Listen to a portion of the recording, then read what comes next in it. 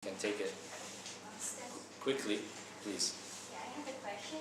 Okay. Okay, we're not supposed to disclose our sins, right? Okay. Okay, is there any, into what extent that we shall keep it to ourselves? Okay. Is there any situation or condition that we may disclose it? Say, for example, if a woman previously she committed a zina, Okay. or she was raped, Okay. so she is about to marry someone, so is it a must for her to disclose what had happened to her previously, or is it better for her to keep silent and not to talk about it? From what I've read and what I understood, that it's not a must for her to conceal. I mean, for her to reveal. It's not a must. But the issue would come up if she's asked a direct question, because you know, in these kind of contracts, marriage contract, buying and selling, or these kind of contracts, the person has the right to know full disclosure when the other party is asking specific things also. So then comes in the element of lying or not and so on. But I can ask for further, or I can look for fatwa regarding that, inshallah. But the issue comes up if the person is asked, if the potential husband says, are you a virgin, have you ever committed and so on, or not. This is a different story than if she just comes and says, I want to tell you that in the past I have this and that. So that would not be recommended, that the person should come and say it on their own. Isn't it better for her to tell her future husband about it? Because, like, say for example, if somehow the husband finds out about it later after they get married, so isn't it going to create problems in the family or something? It can, definitely. But of course now, when it comes to the issue of, for example, the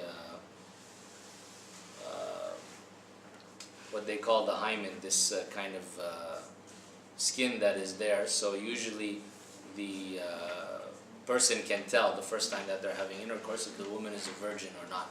But of course, actually, we know that that can break from other causes, actually.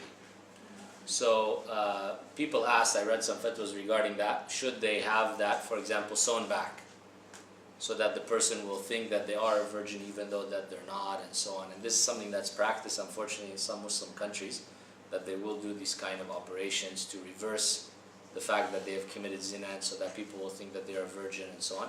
So they said no, that this kind of operation is not allowed. But at the same time, you don't have to necessarily conceal. I mean, you don't have to necessarily reveal. So if the person is asked about it, and it's going to cause, as you mentioned, some sort of problem in the family, they can avoid telling the full truth without lying.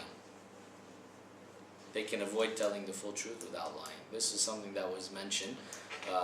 Because there is the element, I mean, lying is allowed only in very specific situations.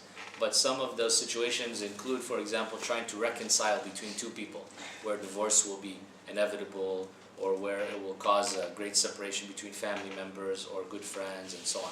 So it is allowed sometimes to lie. And there are ways also without lying, which is to allude to something that means something to the person who's hearing it, but means something different to the one who's saying it. So for example, Ibrahim a.s., when he was asked about his wife Sarah, he said, she's my sister. And he meant she's my sister in faith, in belief, like Muslims are brothers and sisters, but she is also his wife. But he said that to avoid being killed, because they would kill him actually if they know that there is a husband that will, you know, be jealous over her or something like this, or try to get revenge. So Allahu A'lam, but this is a fatwa that I read, but I'll ask more about that inshallah. I'm not qualified.